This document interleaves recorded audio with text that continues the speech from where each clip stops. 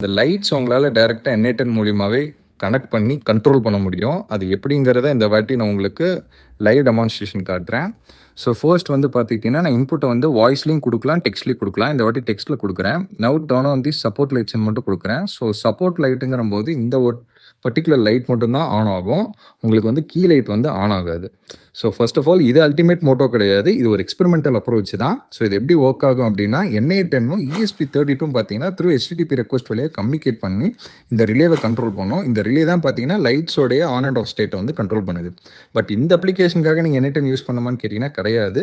NA10ங்கிறது பார்த்துக்கிட்டிங்கன்னா third party சர்வீசஸை integrate பண்ணி ஒரு யூஸ்ஃபுல் ஆட்டோமேஷன் பண்ணக்கூடிய ஒரு பிளாட்ஃபார்ம். ஸோ இது மூலிமா உங்களால் டைம் அண்ட் எஃபர்ட்டை வந்து பயங்கரமாக சேவ் பண்ண முடியும். உங்களுடைய ப்ரொடக்டிவிட்டியை பயங்கரமாக இன்க்ரீஸ் பண்ணிக்க முடியும். இதுதான் அல்டிமேட் மோட்டோ. இது ஒரு ப்ரோக்ராமிங் லாங்குவேஜோ இல்லை டேட்டா பேஸோ கிடையாது. இது ப்ரோக்ராமர்ஸை ரீப்ளேஸ் பண்ணுற ஒரு டூலும் கிடையாது. ஸோ இதுதான் நீங்கள் மெயினாக தெரிஞ்சுக்க வேண்டியது.